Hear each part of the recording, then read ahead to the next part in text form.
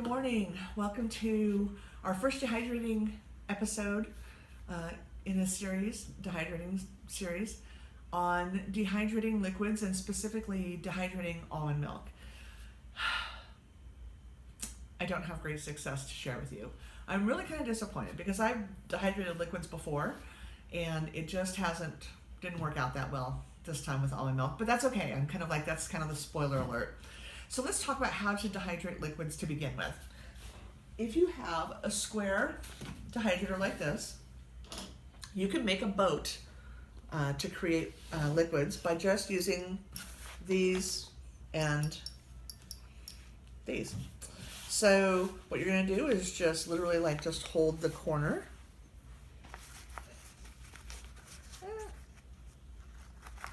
Put a little thing in there.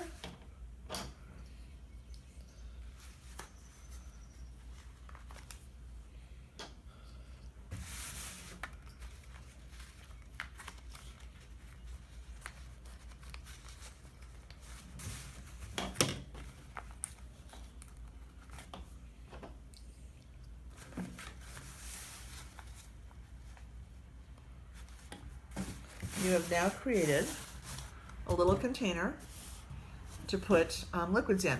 This size of a container, it's only going to hold 2 cups. Trust me, I tried to do 4 cups the other day for this video and it started spraying out all over the place. You are also going to want to make sure that this container, before you start putting things on it, goes on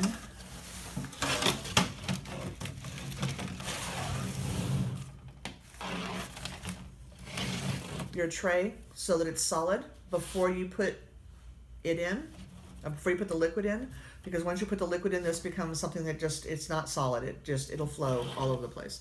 So you're just going to put your liquid in here, slide your tray in, start your dehydrator. So that's the concept of doing liquids. And this is for liquids. If you are doing something that's more like a paste, or has some heft to it, you can spread out. You can just leave it flat. You can use this Teflon sheet and just put it flat. You don't need to put it in a boat, but you can put it in a boat if you want. But it's really for things like soups, broth, stuff like that you might want to dehydrate and powder out. So let's talk about the fail. I'm so disappointed for almond milk because, like I said, I've dehydrated other milks before and didn't have this problem. So I don't know if it's the brand of almond milk or whatever. We used this almond milk, Silk Original almond milk, and what happened was it's created, you probably can't see it, but it basically created this has been in for 26 hours is what I dehydrated it for. And what I've done when I've dehydrated other liquids is it's flaked up like this, that you could just, crumble. That's how it's supposed to be. But instead, after 26 hours, and it's getting better, but after 26 hours, you can see that you're having to peel it off. I don't know if you can see that very well, but you're having to peel it off. That means that it's not fully dehydrated yet. And after 26 hours, it really ought to be. So it's like here, where you're having to really yank on it to peel it off. That's not completely dehydrated. So I'll put it in for a little bit more just so I can have it, but I'm really, really disappointed. I'm going to try some other types of milk, like maybe macadamia nut milk. Maybe it's just this almond milk that has, creates that kind of a pudding type texture to it. That's what happened after about 12 hours. It kind of had that pudding. When you put pudding in a refrigerator and it has that kind of plasticky crust on the top of it if you don't put a lid on it or a plastic wrap on it.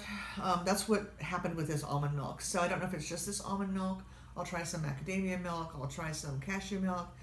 See if that's it. But for right now, you're looking at having your raw almonds airtight, putting them in an airtight container and then using, a blender to create, the almond milk mush, thing, and then putting it through a sieve in order to have almond milk in your food storage.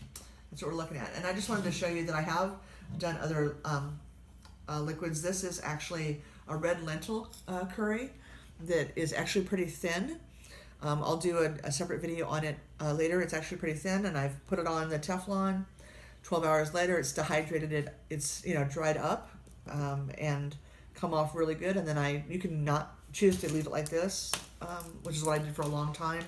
And then I decided I'm actually going to powder it just because I like the powder consistency better. So I have done liquids before. This one was just a major fail. Doesn't mean you couldn't keep trying, but that's the whole point about your food storage, is you get to try different things and see what works, or you get to watch somebody who does it, and then you don't have to. Anyhow, thanks for watching. It's a real short video this week. They'll start getting about this length, and really just encourage you to start putting food by. Have a good week.